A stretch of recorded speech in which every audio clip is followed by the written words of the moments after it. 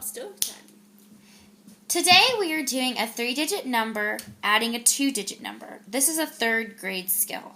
We are completing this using the place value approach, using base 10 manipulatives with a set math model. Our problem is in a word problem. So, the Girl Scouts had 164 boxes of cookies to sell. The first sale, they sold 36 boxes. How many boxes do they have left over? So, now that we have read our problem, we are going to circle key information.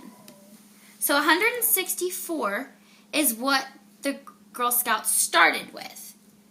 And then 36 is how many they sold. And this is telling us that we're going to subtract. But we have to make sure we're actually finding out what the question in the problem is asking us. And the question in the problem is, how many boxes do they have left over?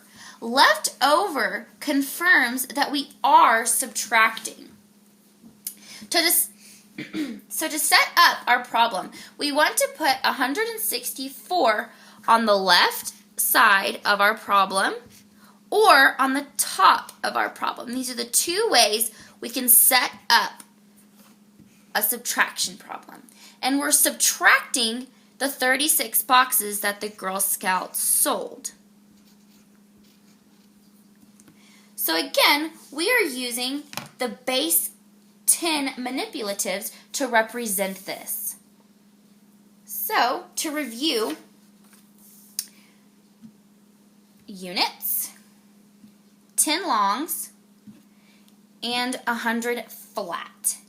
So 10 individual units creates one 10 long, and 10 individual longs create 100 flat.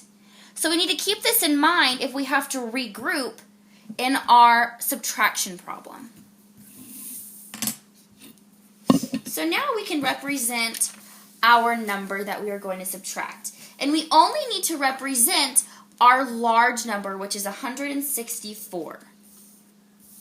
So we represent this with 4 individual units, 6 because it's in the 10 place, so that's 6 10 longs. And since 1 is in the hundreds place, we need 100 flat. So now that we have our number represented by its place value, we can do our subtraction. And we're going to start in our ones place. And we're subtracting 6 from 4. Since 6 is a larger number, we need to regroup from our tens place. And we're doing this by regrouping this 10 long and breaking it up into its individual units, which is 10 individual units. So now we have a total of 14 units. So we can take 6 away from 14.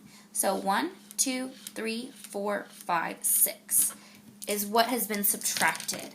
And we have 1, 2, 3, 4, 5, 6, 7, 8 units left over. So now we look at our tens place. And we have regrouped 1, so now we have 5 10 longs. And we're going to take away 3 10 longs. 1, 2, 3. 2 10 longs left over. And since there's nothing being taken away from the hundreds, we can leave our 100 flat alone. So now let's see what our number we have subtracted is. We have 8 units, which is in the ones place. We have 2 10 longs, which is in the tens place. And we have 100 flat. So looking back at our word problem, how many boxes do they have left over? They have 128 left over. Today we are working on an elapsed time word problem. This is a 4th grade skill because it works on duration of time, which is elapsed time. So what we're going to do is we're going to read our word problem first. The baby slept from 9:30 p.m. until 2:45 a.m. How long did the baby sleep? Now that we have read our word problem, we need to go back into the problem and circle key information. So 9:30 p.m. is our start time, and 2:45 a.m. is our end time. And in a question, we always have to find out what it's actually asking us, and that is this statement right here. How long did the baby sleep? And that's telling us the duration of something, and our duration is between 9:30 p.m. until 2:45 a.m. So we're going to set up our problem in a chart, and our chart is going to look like this. We're going to set up 3 sections. Our left section is going to hold our hours. Our middle section is going to hold our minutes. And our right side is going to be our time tracker.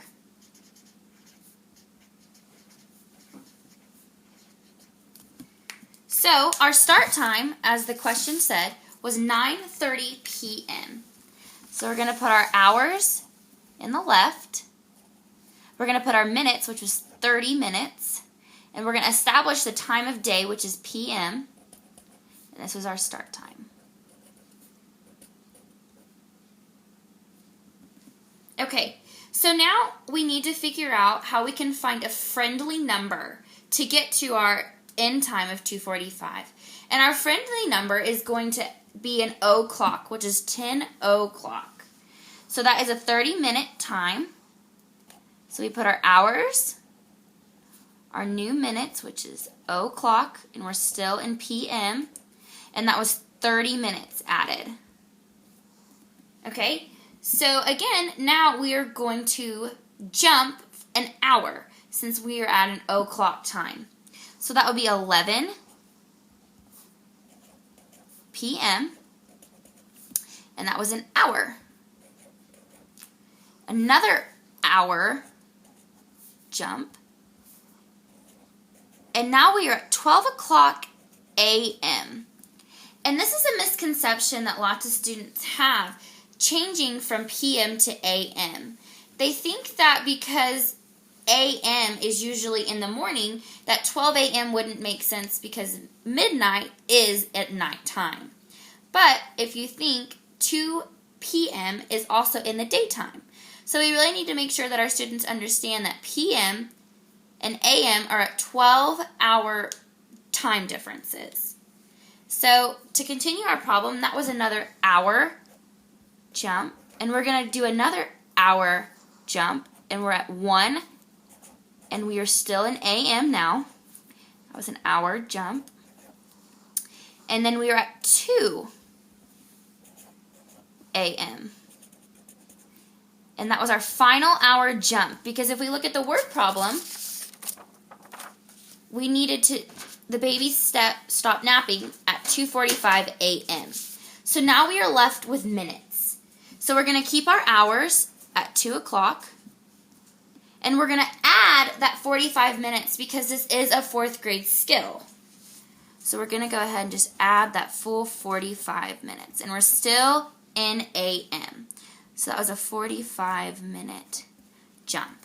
So now we have established our elapsed time. So now we need to calculate how long is our elapsed time. So we're going to start with adding our minutes. And our minutes are 30 minutes plus 45 minutes. And it is important that you always put our dots in front of the words so they know that this is indicating minutes.